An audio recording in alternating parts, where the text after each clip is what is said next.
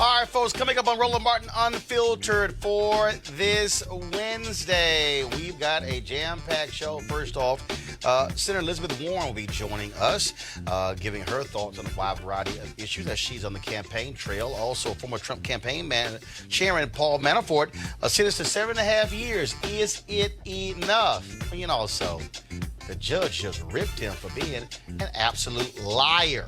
The college admission scandal is still taking center stage as Lori Loughlin, the actress, turns herself in to FBI. And parents charged are placed on leave.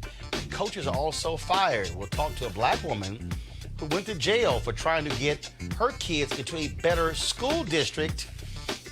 Will the rich and powerful suffer the same fate? Also, Alabama Senator and former U.S. Attorney Doug Jones weighs in on whether those parents should go to prison.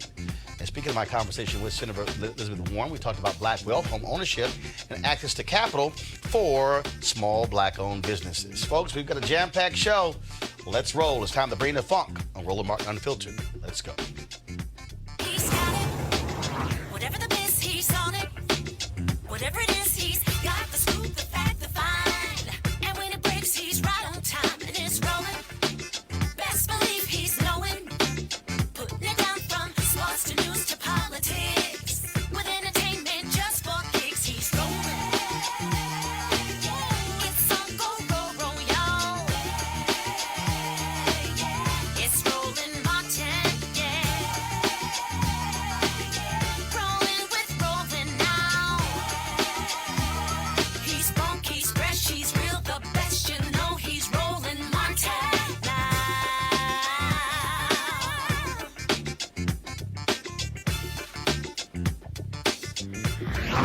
Martin.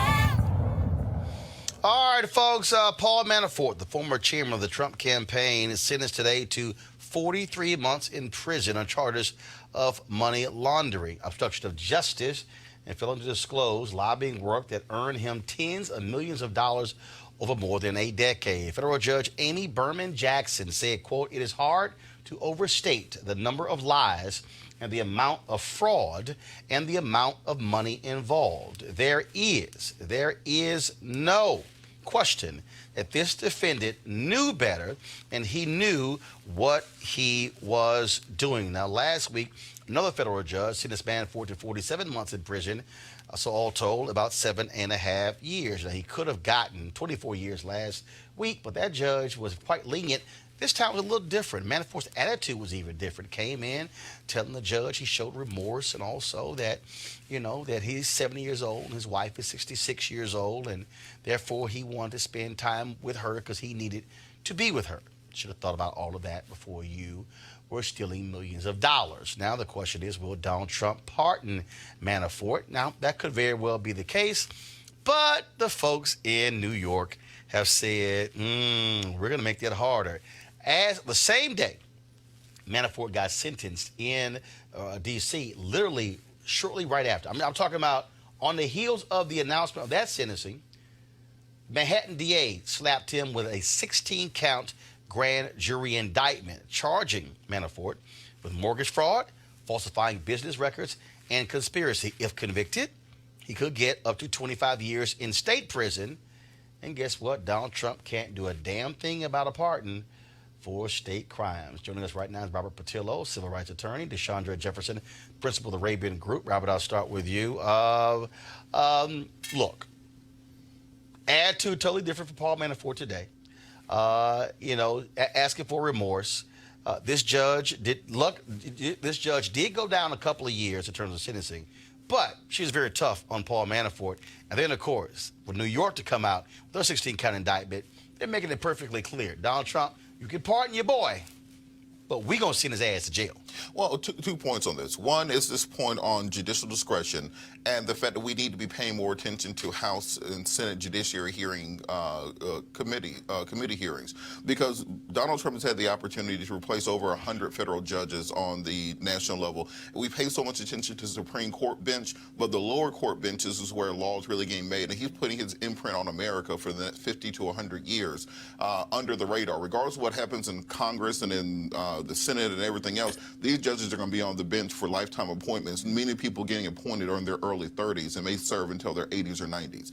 That's point one that we have to understand with the Manafort issue. Point two, on the question of the state charges in Manhattan, they may be dubious at best. Because under the double jeopardy clause, if Paul Manafort's lawyers are able to argue that he has already been tried, convicted, and sentenced on these issues, then the court will not allow them to simply retry him on the state level for the exact same issues. But Deshandra, these are different issues. If you look at these charges here, they are far different than what he was charged on the federal side. Also, Mueller was also working with state attorney generals. He was working with Eric Steiderman before he had resigned because of all of his drama.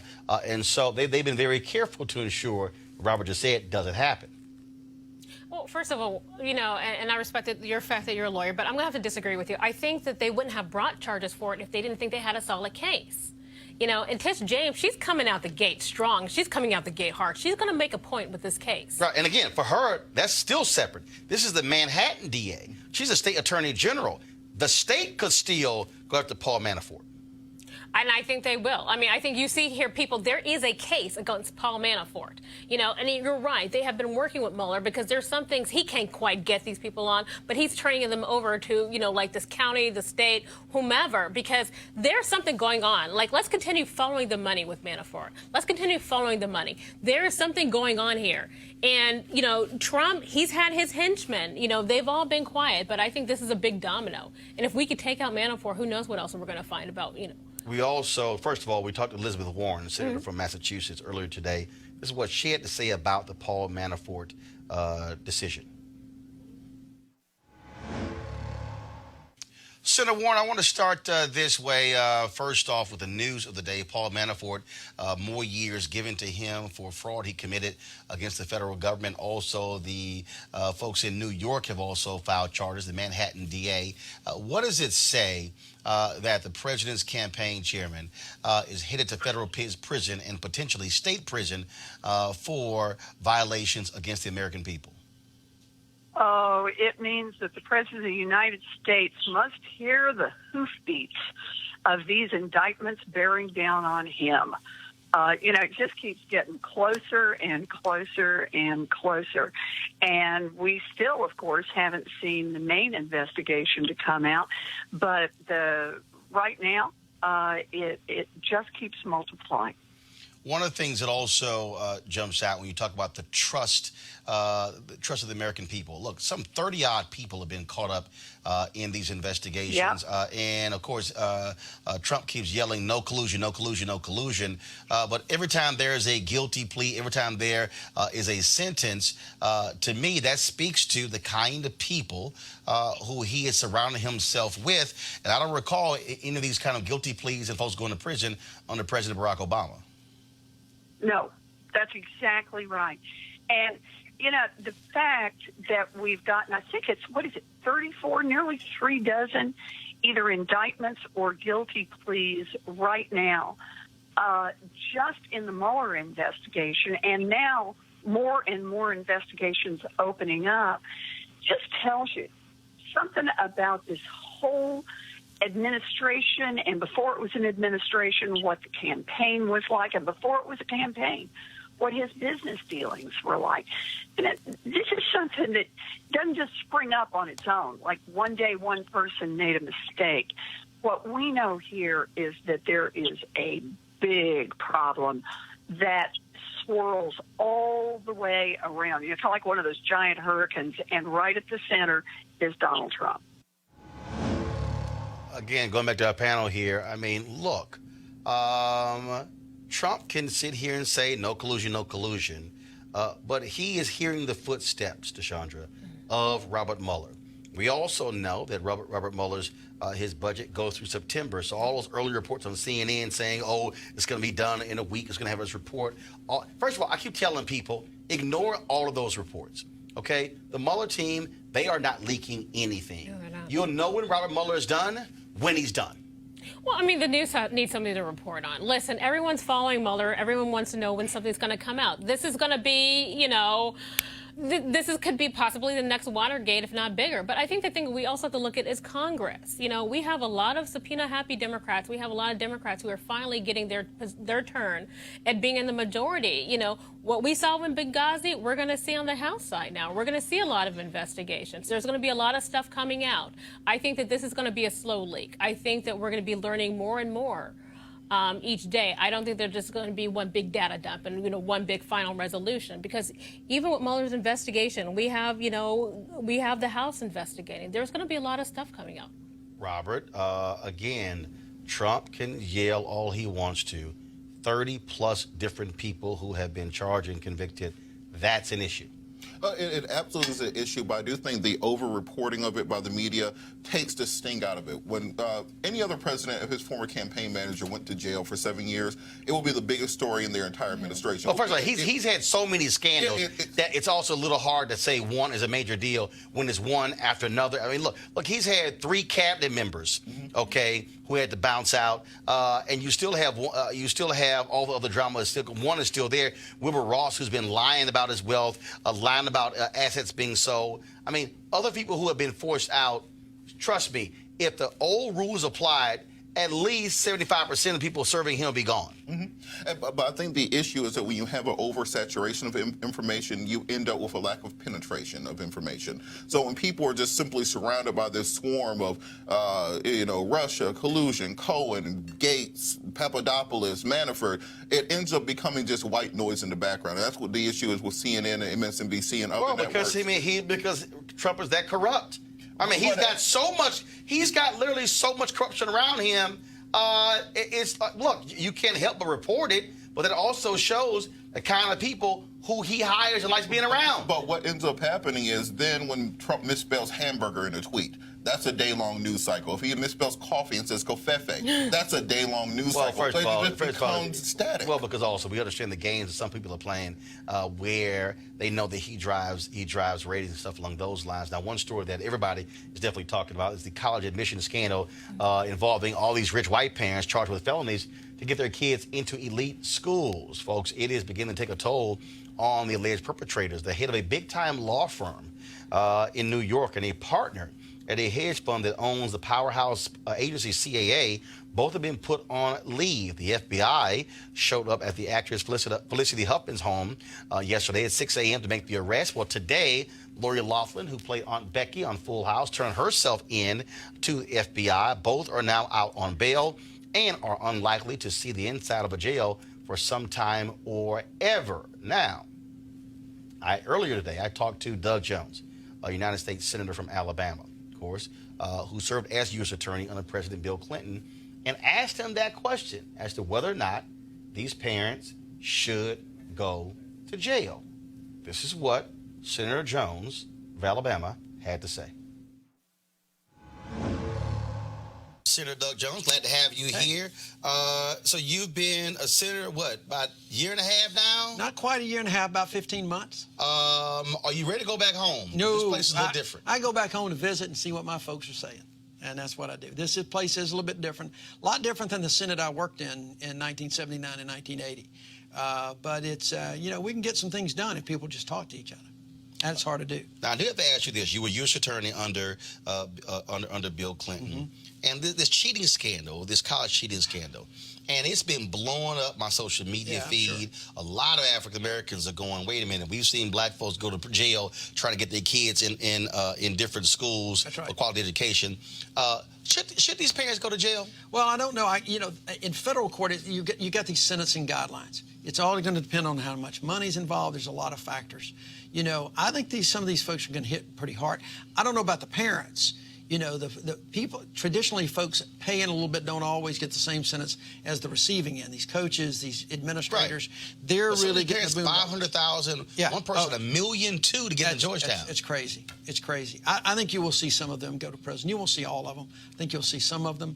But I think the folks on the receiving end certainly are going to go to prison. Well, and for a lot of people, again, they're angry. Oh. Because, oftentimes I always talk about even with legacy, people want to be very critical of affirmative action. But when you look, Harvard, almost 30% of all their incoming freshmen are legacy. Right. And a lot of those That's people don't have the grades. That's exactly right. Mom and daddy or grandmama and granddaddy went there. You know, it's ironic. It was just ironic as it could be. I was in a education committee, the help committee yesterday, and we had a whole panel there talking about how do we simplify the FAFSA form, the free application for federal student aid, because it's so dang complicated. So many people, especially underserved, students of color, people are not making much income. They look at this thing and they can't figure it out, and they just give up, and they leave so much money on the table. And now I'm sitting there getting this alert from the Washington Post that says that these, rich parents are breaking the law by trying to bribe people to get in. The irony was just too great for me, and I made a comment about it. It's, we got to do a better job in this country. It's just amazing that people would actually go to that lengths just to get in when they can go to a lot of great colleges. And so one of the things that many black folks have been talking about on social media has been African Americans who have gone to prison as a result of trying to get their kids into better schools. Kelly Williams-Bolar of Ohio was convicted of lying about her residency to get her daughter into a better school district. She served 10 days in jail, was put on probation for 3 years. She joins us right now. And Kelly, glad to have you here. Your story, and the reason we're talking about this is because here you have these rich parents who are trying to circumvent a system, bribing folks to get their kids into these elite schools. You were trying to ensure that your kids got the best education possible, not college, but in primary and secondary. And so talk about, again, how the public treated you differently than how the law enforcement treated you differently than how they might treat these rich parents. Well, as we see what happened with me, I went to jail. They made sure that I was made an example of. And that's what's going to me. I don't know yet. We don't know what's going to happen. But to me, that's what we're going to see where the line will be drawn. We will find out. I want to know if they're going to set an example for these rich elite parents. And again, you went to jail, but also share with people the impact your case also had on your family. Your father was impacted. Absolutely. My dad and I both stood trial together. They could not find anything on him. So they just started looking for things because he didn't enroll them, I did. So the next thing I know, they indicted my father.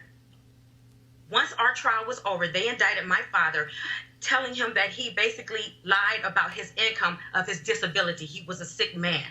They sent him to prison. He never came home. He died there.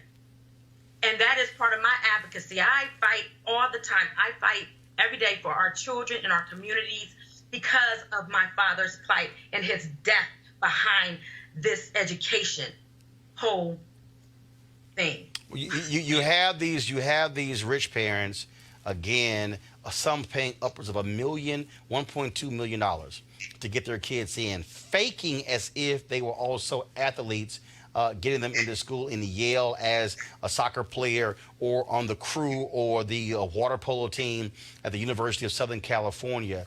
What does this say about, again, race and class and how you were treated and how people said, how dare you do this for your children when your kids were getting a substandard education and you simply wanted them to have a shot at life? Here you're dealing with rich, spoiled, bratty-ass kids. One of them who said, Lord Laughlin's daughter, I don't really care about school. I just want to be able to go to college for the parties and game day.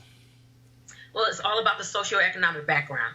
I'm just a mom, a divorced mom, just trying to make my way. Just living in, at the time I was living in the metropolitan housing after I got my divorce. So yeah, they hammered me down. They treated me as they put venom in my veins. So to prove a point, to set an example for anyone else that wanted to do as I had done. I want to see what's going to happen. I am sitting back and I'm just twiddling my fingers. I want to see what's getting ready to take place. I want to see if they do a day in jail. Well, and there was another story. There was a black woman who was homeless and also was sent to jail because she was trying to enroll her kids into a school. Right. She was homeless. and I know who that is. And the name is, I'm getting fogged up with the name right now, but yes, I absolutely know who that was. And she was, I mean, look at her situation. She was homeless, and you still send her to penitentiary?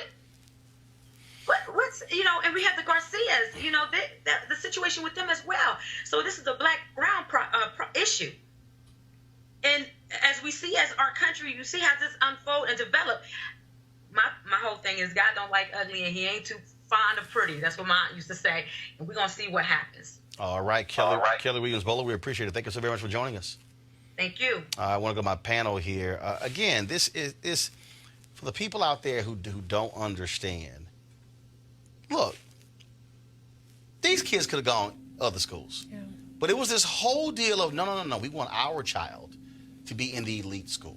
Because frankly, these parents want to be able to say, our child is at Yale, or is at USC, or is at UCLA, or Wake Forest, or these type of schools.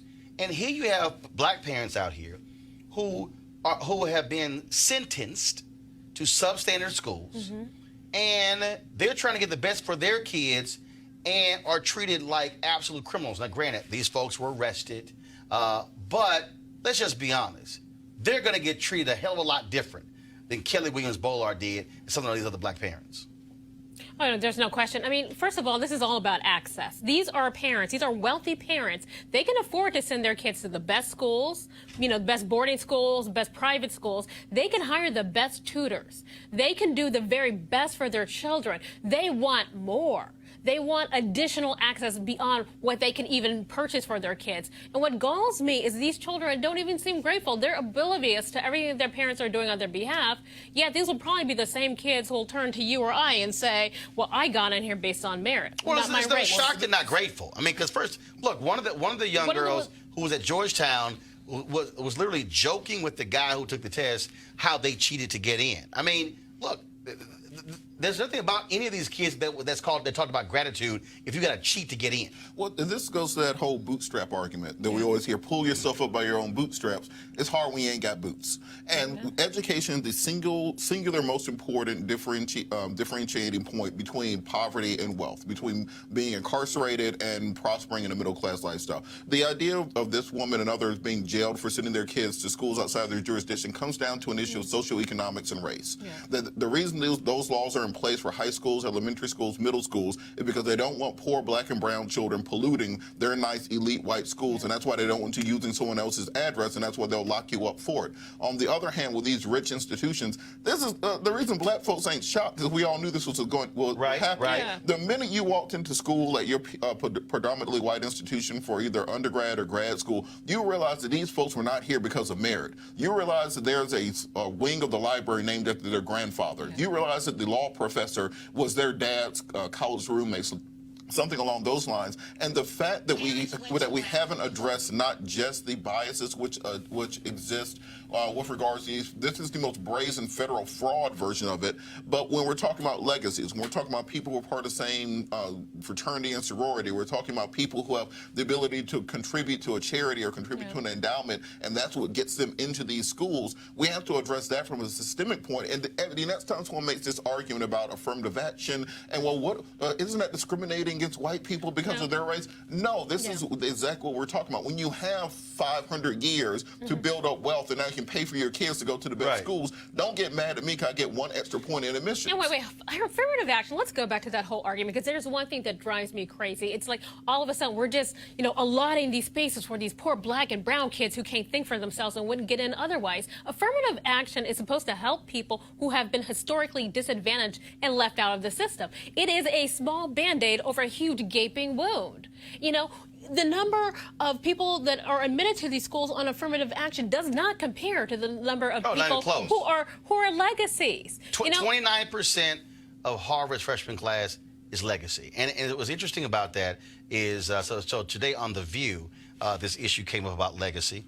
And so this is what the conversation took place between Joy Barr as well as Meghan McCain. Here we go to my iPad. Okay, there's such a thing as legacy admissions, which means if your parents went to Brown or Harvard or you know, UP, you can go. But it's interesting because the idea of legacy admissions is racist in nature, and I'll tell you why. It started in the 20s to keep out upwardly mobile immigrants who had started pushing for admission to elite schools. Yeah. And I think that that is a very, very bad system. Legacy. Why should your kid get in because you got in? Yeah. Okay. Well, the only thing I will say That's is not when fair. it comes to I didn't have any. I was the first person in my whole family to go to college. Military academies, my family goes back generations at the Naval Academy, and that's service to your country. So I would push back in that part of it because my grandfather, great grandfather, my brothers, they all served their country. Yeah, but if you don't have the grades, why should you? They did have the grades. My brother did, but I don't think there's anything to be ashamed of the fact that my family's legacy is at the Naval Academy. My father's buried there. I'm not talking about your family. I'm talking You said about legacy. I'm talking about the policy of where legacy admissions came from. I'm very proud of my family's legacy at the Naval Academy. And Jews probably out of the colleges. Well, let me say That's what it's about. Yeah, just one quick thing. I gotta go. Should they go to? My question is, will these parents go to jail? I mean, the U.S. Attorney said that there shouldn't be disparate treatment. I wonder, is the American public ready for these parents going to jail? There are parents who are in jail for food stamp fraud. Yeah. And there are parents who are in jail for... Okay, so here's what's funny there. First of all, Meghan McCain, I don't think quite understands the conversation. The conversation was not about the legacy of her family serving in the Navy.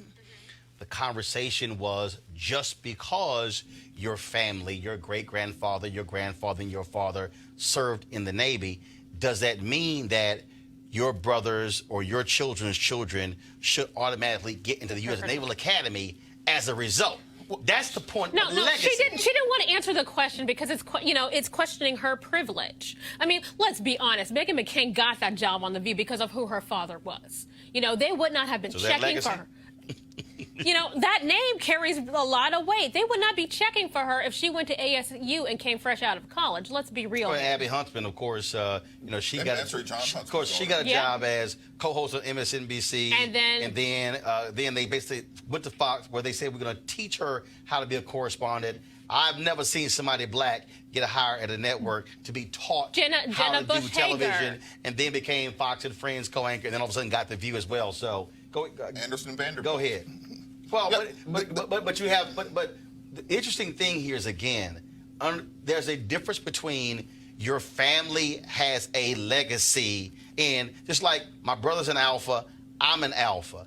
That's not a guarantee that my nephew is going to get in, because if he doesn't have the grade point average, you ain't getting in.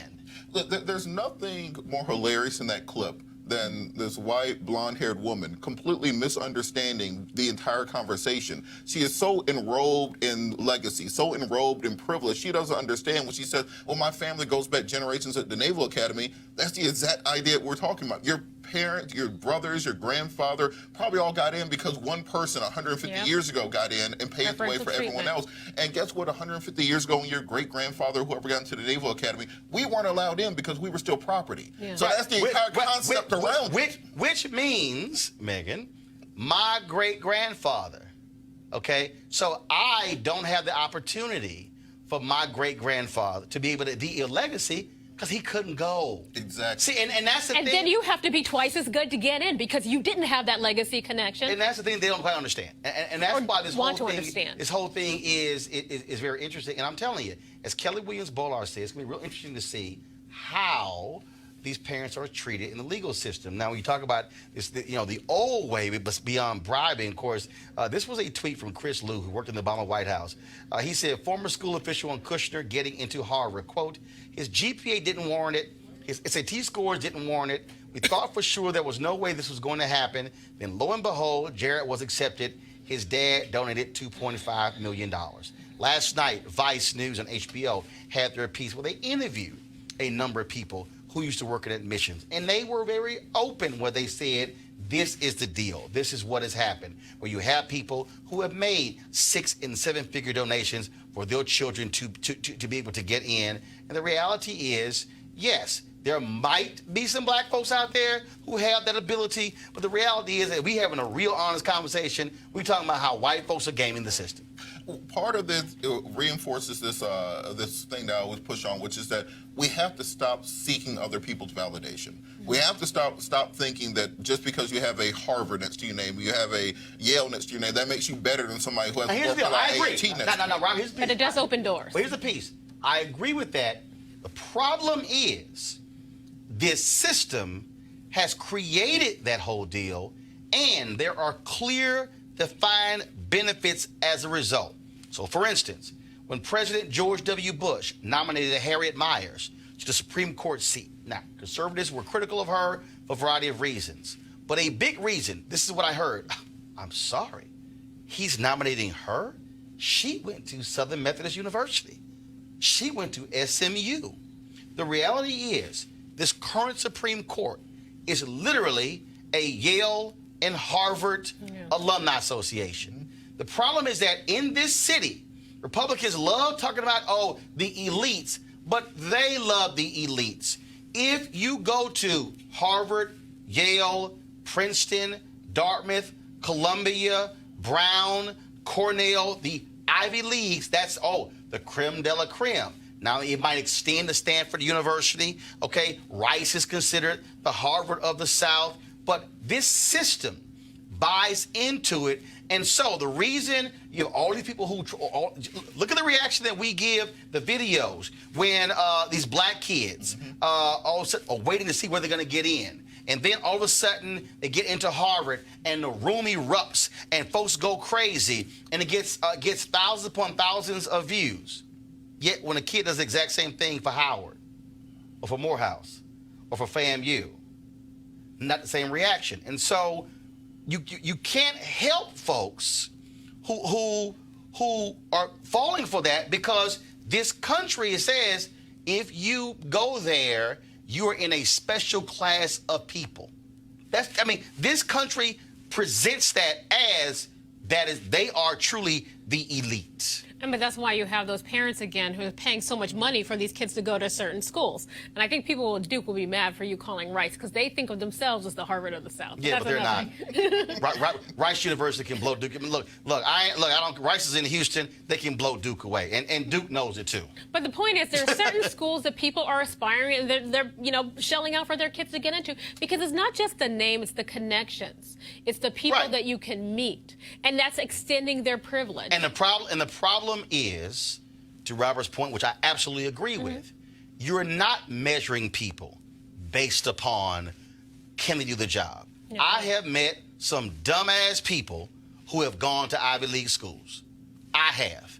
And the reality is, you really want a system. Unfortunately, we know in this town, in New York as well, if you go to those places, you have a leg up on anyone else, because those institutions also promote that. There's a reason why Harvard and Yale has the two top universities in the country with the highest endowment. Yeah. Because you go there, they're going to usher you into those jobs. I was reading a piece in Vanity Fair about all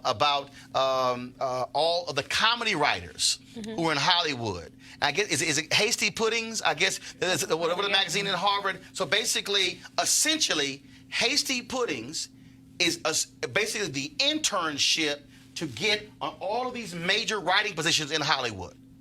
And so forget the fact that you might know comedy elsewhere. It's, you worked on Hasty Puddings, guaranteed job. So what happens? These are the people who become writers on comedy shows and then in movies. And so all of a sudden, these are the people who all of a sudden are earning millions and millions of dollars. And so it becomes this little gateway, and that's unfortunately how the system works. And you may be a great talent who went to TSU or University of Houston, and you're trying to get in, but you didn't go to Harvard. But the thing is, this is not a meritocracy. Like, let's stop this pretense. It's not a meritocracy. It's not necessarily. When I grew up, my parents grew up in Jim Crow, Mississippi.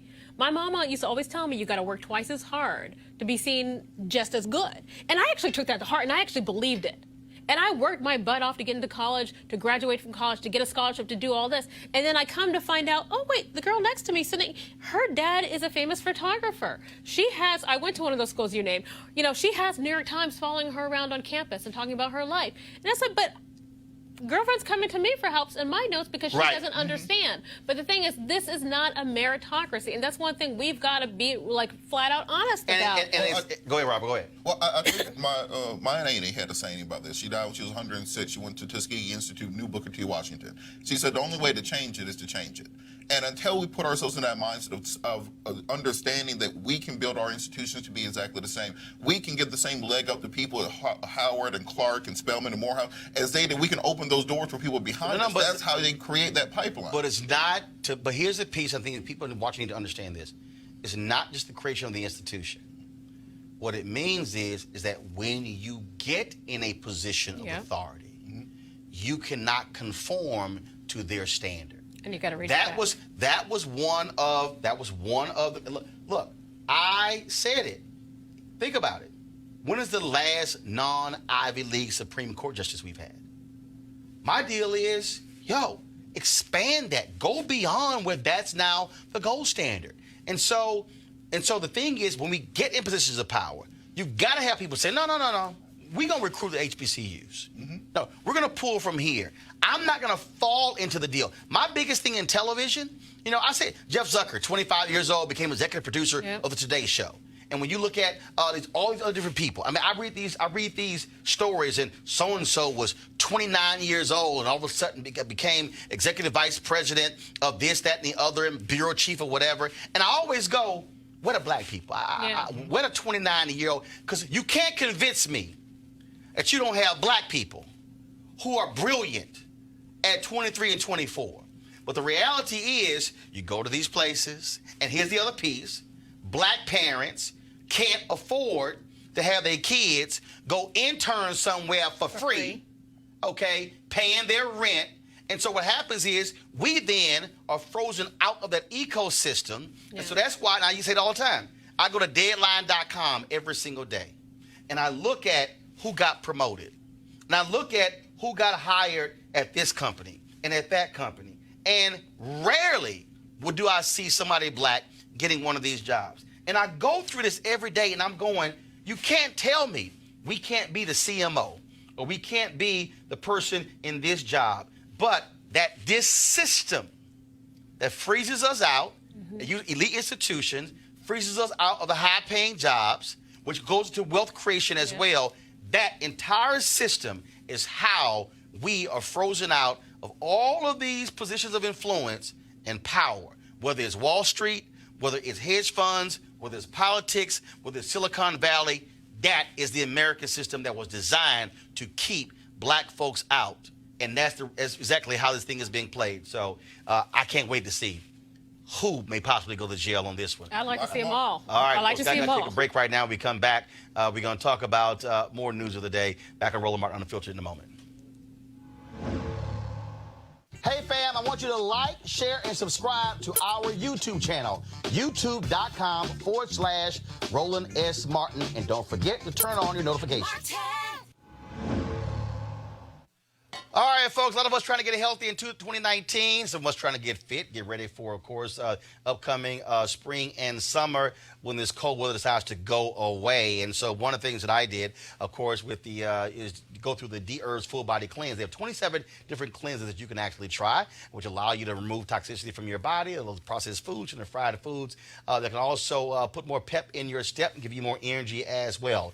If you want to try the D-Herbs Full Body Cleanse, go to dherbs.com, dherbs.com, or you can also call 1-866-4-DHERBS, 1-866-4-DHERBS. Now, when you go to checkout, please use the promo code Roland to get a discount. If you want to lose some weight and improve your overall well-being, try the D-Herbs Full Body Cleanse. Again, dherbs.com or 1-866-4-DHERBS. And don't forget to use the promo code Roland. And we certainly appreciate D-Herbs being a partner here at Roland Martin Unfiltered. All right, folks. We talk about any number of different things. I mean, you take your pick. The Senate just nuts. I mean, I can't even tell you. Anytime Mitch McConnell runs his mouth, he actually drives me crazy. So earlier today, we sat down with Senator Doug Jones. He came by to talk about his new book, Bending Towards Justice: The Birmingham Church Bombings That Changed the Course of Civil Rights. And we're gonna have that great interview later. But it was real interesting in the conversation when we talked to him, because we talked to him again about the college admission scandals. We talked about terms of justice. But one of the things that I asked him, when I asked him the whole issue of will these parents actually go to jail, really it's about these two systems, the two systems that we have in this country of justice. And we keep seeing this in numerous stories over and over. Two systems of justice. But it's not just justice. It's two systems when it comes to education, two systems when it comes to economics, two systems when it comes to who gets capital and who doesn't. The question is, how do you change it? Now, Senator Jones says that he's trying to use his power in the Senate to change that through various bills. Senator Elizabeth Warren is saying she's trying to change those things as she is running for president. We also talked to her today. Here is that conversation. One of the issues that we have, a lot of our viewers have been talking about, and that is this college scandal that's been taking place.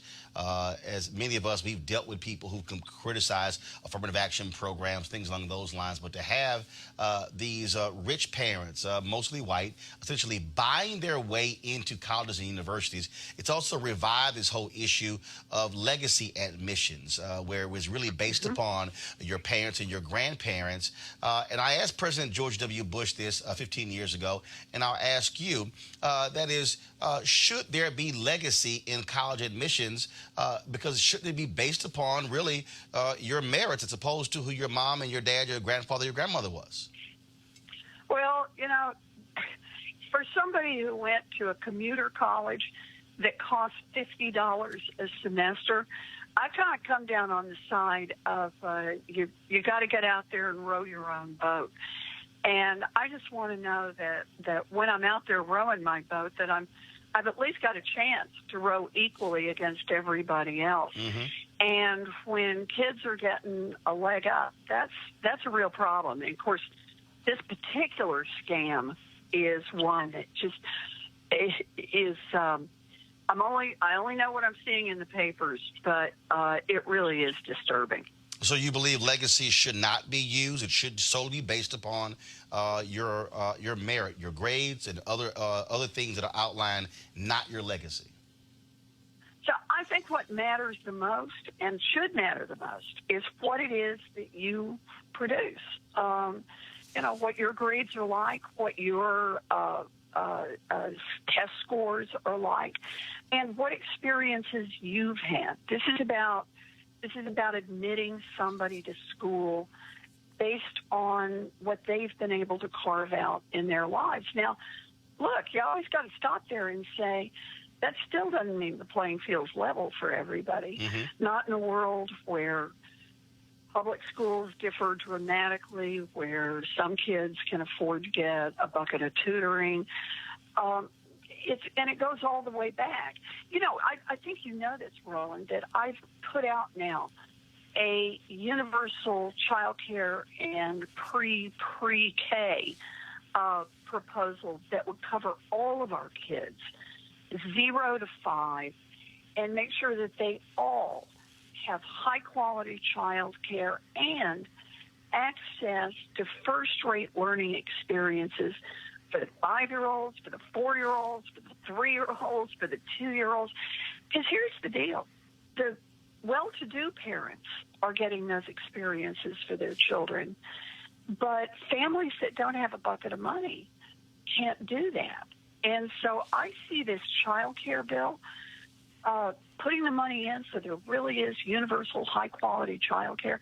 I see this as a real place to start the process of making sure that every kid, not just the kids of rich people, but every kid has a chance to build something in his or her life. So if we take that, we also take, of course, the recent study that showed that schools where white students are largely going to or get $23 billion more what we see is from beginning to end, whether it's pre-K, whether it's elementary school, middle school, high school, and then college, we're seeing these inequities. And so for African Americans, my audience in particular, people talk about, oh, no, we were measuring folks the same. But the reality is, if you are black in America, you are dealing with inequality when it comes to schools, literally from the moment folks are born and they're going into pre-K all the way through college. And to have a white dropout make more money than a college graduate, what does that say about this nation? Boy, you hit the nail on the head on that one. And in fact, among our most under-resourced schools are the HBCUs, which serve often first generation in college, a lot of young people who've had really challenging backgrounds in terms of what's been available in the public school system. And they come to these wonderful colleges and universities. But those colleges and universities are not getting the kind of federal support that I think they should be entitled to. Mm-hmm. You know, if we really want to have a level playing field, then that means we've got to be willing to invest the resources at a minimum from birth through whenever you finish your education, whether you finish in high school, whether you finish in technical school, whether you finish at 4 years at college, whether you finish at a graduate degree. But we've got to make sure that the quality is high and that everybody's got access. And when I say access, I don't mean access if you're willing to take on a double bucket of student loan debt. As you probably know, Roland, African-American students take on more student loan debt and then have more trouble paying that debt after they graduate because they get hit by the double whammy of coming from families where they need to borrow more money, and then when they get out of school, ending up in jobs that don't pay as well. And that's just one more place where the system, may all look neutral on its face. But I'm telling you, that's not how it works out. And that's why we've got to fight back on this. A couple of more questions. First off, today we have 2.6 million black-owned businesses in America. Several years ago, we had 1.9 million black-owned businesses. But when we had 1.9 million black-owned businesses, they were doing an average revenue of about $110,000. Today, it's $54,000. So we have 700,000 more. They're doing less. One of the issues is also access to capital. One of the problems is that when you look at, for many African Americans, the only collateral they have is their home. But when you look at the home foreclosure crisis, when you were on my show, Washington Watch, we talked about this, where black folks lost 53% of wealth during the home foreclosure crisis. And you said then that it would take 2 generations to recoup that. If you're president, how are you proposing to deal with access to capital for black-owned businesses to be able to grow capacity, to be able to build and grow, go beyond one employee? Then also this housing crisis, which still is impacting us, that black people have never gotten above 50% home ownership. Yes. So I'm glad you asked about both of these, because these are right in the spaces, as you know, where I work all the time. On the question of access to capital, look, these banks are regulated institutions. They get a license, basically, from the federal government to operate a monopoly or a near monopoly. And that means they have a responsibility back to their communities. And we don't have bank regulators now, in my view, who are pushing hard enough on this. Responsibility back to the community means, in part, making money available so that small businesses get a chance to get their feet good and strong and then grow. And that is a particular problem in black and brown communities. So for openers, you don't even have to have a change in the law. You don't have to get a law through Congress. What you need are some regulators who are really committed on this. And I promise you, in a Warren administration, this is something I'm on top of. On the housing, I've got a housing proposal right now that would be historic, making a new investment in housing. It would be over 3 million new housing units. They would be in cities, in rural areas. This would be about housing for middle-class families, working-class families, the working poor, and the poor poor. And it specifically calls out in this bill the impact of redlining and the impact of the mortgage foreclosure crisis, which 1-2 punch has kept African-American families from being able to get homes in the first instance and then having their homes taken away from them in the case of what happened during the deregulatory period that led up to the financial crisis and the foreclosures that occurred after that. And what my bill says is that for people who live in these formerly redlined areas and certain low-income neighborhoods, we're going to make down payment assistance available so that they can get a foot in the door to start building up some wealth.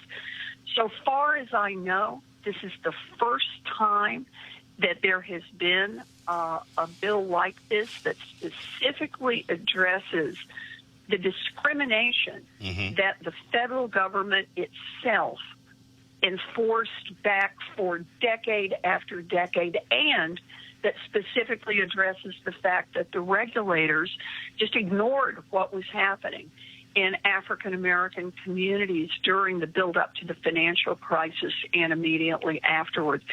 You know, I think it's important to acknowledge what's going wrong and take steps in the direction of remediating it, and that's what my housing bill is all about.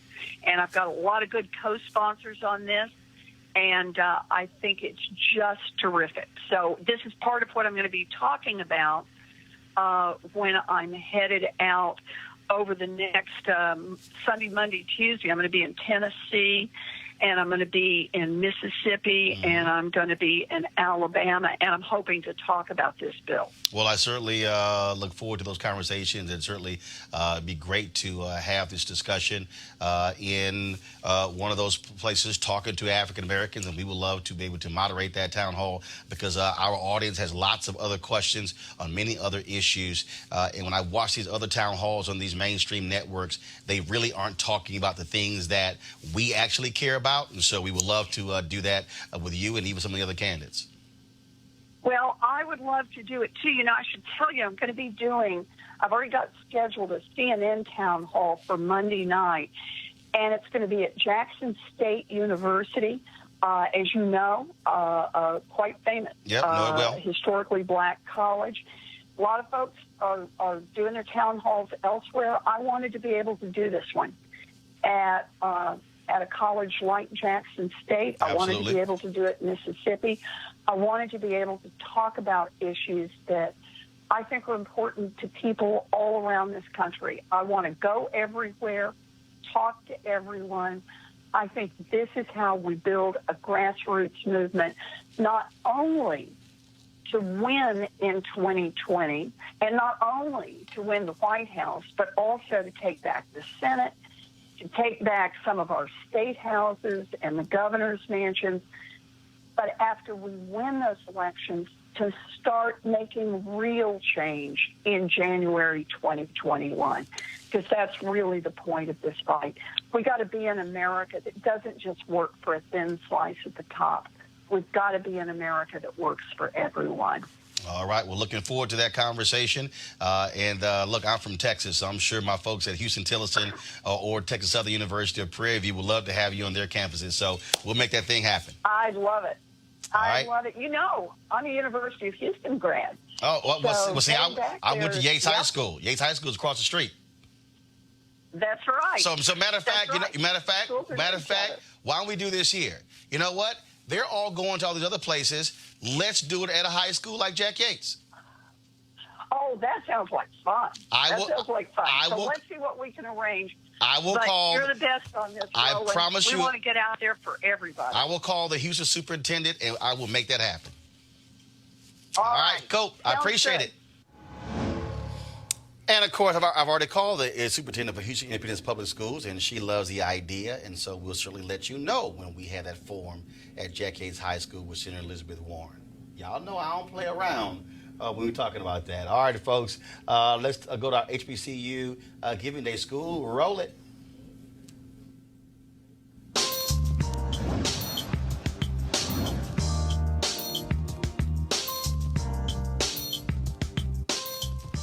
right, Mississippi Valley State, founded in 1950, of course, located in Itta, Mississippi. Some of its notable graduates include Hall of Famer Jerry Rice, Willie Toten, Deacon Jones, David Lee Jordan, and more. If you want to support Mississippi Valley State, go to mbsu.edu, mbsu.edu. All right, folks, calling all HBCU alumni, students, and leaders enter the Ford Motor Company HBC-You Mobility Challenge and win $25,000 for your school. Building on their long-term support of HBCUs, Ford is looking to improve mobility in HBCU communities through innovative solutions. The winning program will receive a grant of up to $25,000 to implement their proposal. The deadline to apply is March 31st, 2019. Go to FGB.Life for more information and to apply. Remember, Ford goes further in our community.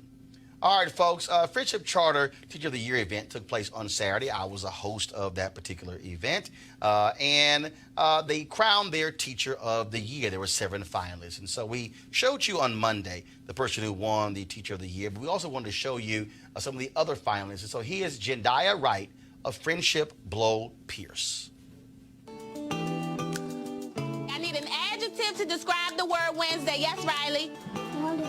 Wonderful. I feel like it's home. I started with Friendship as a student. I graduated from collegiate, and then I came back after graduating college, and I was afforded opportunities to work here, given a position to teach. Because of that, I am where I am.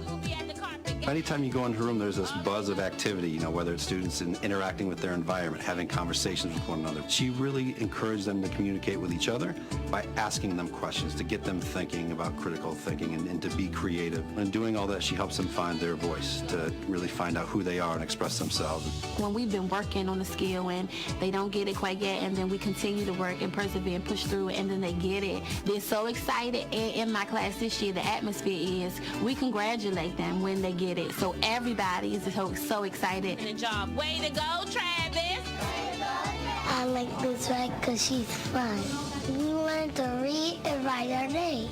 When I go into the classroom, my goal is to reach all of my students, but I know that if I just reach 1 or 2, then I have the power to change their lives, and then from changing their lives, their whole family can change. When you think about how much time your child spends at school and being able to put your child in the hands of someone that is so loving and caring, it gives me peace of mind while I'm at work, while also making me feel comfortable with her being a part of Carson's community and raising her. Because they belong to me. For the however many months I have them, they belong to me. They are my students, and so they are my children, and I treat them like my children. And so I am their voice until their voice is loud enough. Hey, Black Child, do you know who you are, who you really are? Do you know who you can be, what you want to be? What you can what you can Hey, Black Child. Good job. Give him a hug. All right, folks, I'm looking for something right here. I want to ask my panelists this here. And so see if y'all going to, what y'all think about this here. And so I think one of the mistakes that we make in our society is how we celebrate teachers.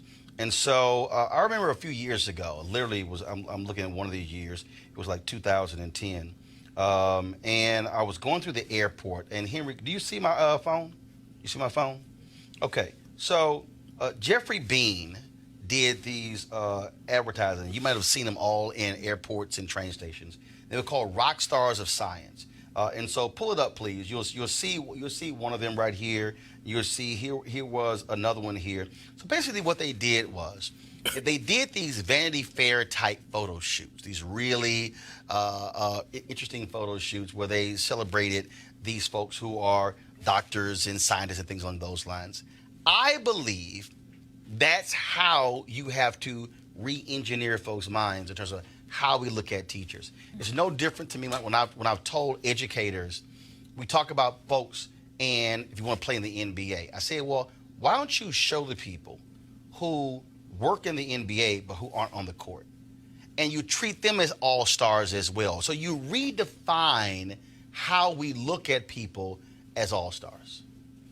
Well, I think it's a brilliant idea, and even right now with NFL free agency, we have reports on every single player. They could be the third string running back for Tampa Bay, and we know exactly how much money they're making, where they're going, because we celebrate those things in our society. Let's put that same emphasis on academics.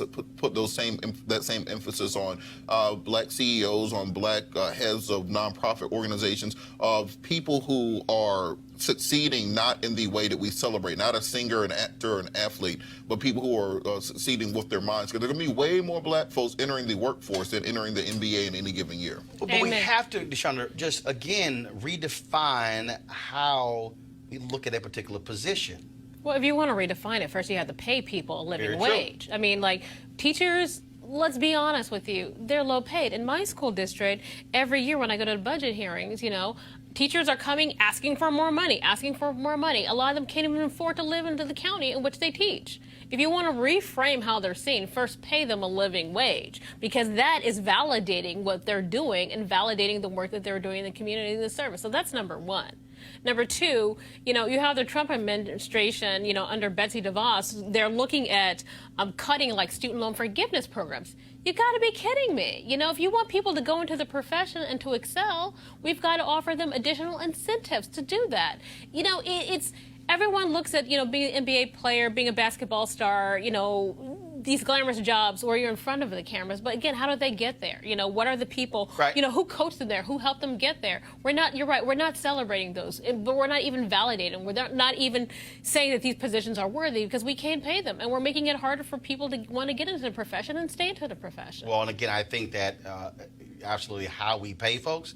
Look, this is America. It's about capitalism, and where you put your money is where your mouth is. And I think that's also one of the issues there. And so one of the reasons we, of course, wanted to show you that particular Teacher of the Year is show you teachers who are doing great things in the classroom and how they're being recognized. So the folks at Friendship Public Charter School, they're doing that. Now on Friday, we're going to be in Los Angeles. So XQ America, they have their school initiative, and so over the year, you're going to see us partnering with XQ America on a number of these different things. And again, talking about the innovative things that are happening in the classroom and how do we improve education. So we'll be broadcasting live from their event on Friday. So we look forward to bringing that to you. Robert, Deshaunda, we certainly appreciate it. Thank you so very much. Thank all of you for watching as well. Folks, many of you been tweeting me. Facebook has been down all day, so that's why we were not streaming on Facebook. But of course, you can tell folks to watch it on YouTube as well. And if you want to support Roland Martin Unfiltered, be sure to go to RolandMartinUnfiltered.com and sign up for our Bring the Funk fan club. You can pay via Cash App, PayPal, or even Square. Every dollar you spend goes to supporting this show, us traveling around the country, bringing you the kind of news you're not going to get anywhere else. I shall see you guys tomorrow. Got to go. Holla!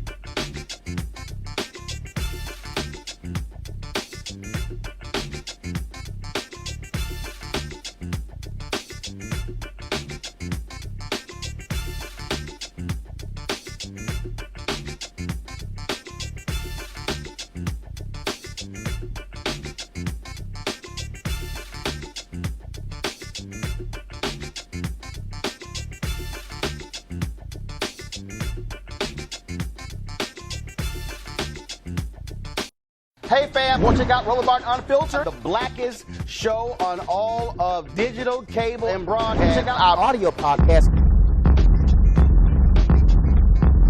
There's only one daily digital show out here that keeps it black and keep it real. It's Roland Martin Unfiltered. Press play. You want to check out Roland Martin Unfiltered?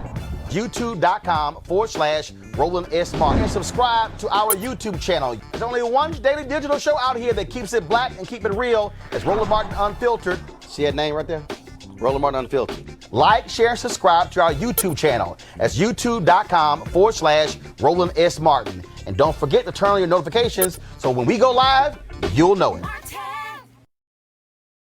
You want to support Roland Martin Unfiltered? Be sure to join our Bring the Funk fan club. Every dollar that you give to us supports our daily digital show. There's only one daily digital show out here that keeps it black and keep it real as Roland Martin Unfiltered. Support the Roland Martin Unfiltered daily digital show by going to RolandMartinUnfiltered.com. Our goal is to get 20,000 of our fans contributing $50 each for the whole year. You can make this possible. RolandMartinUnfiltered.com.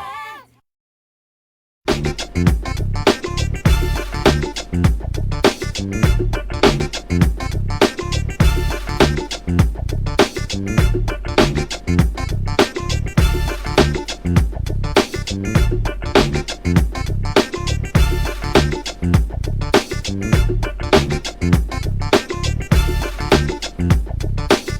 you.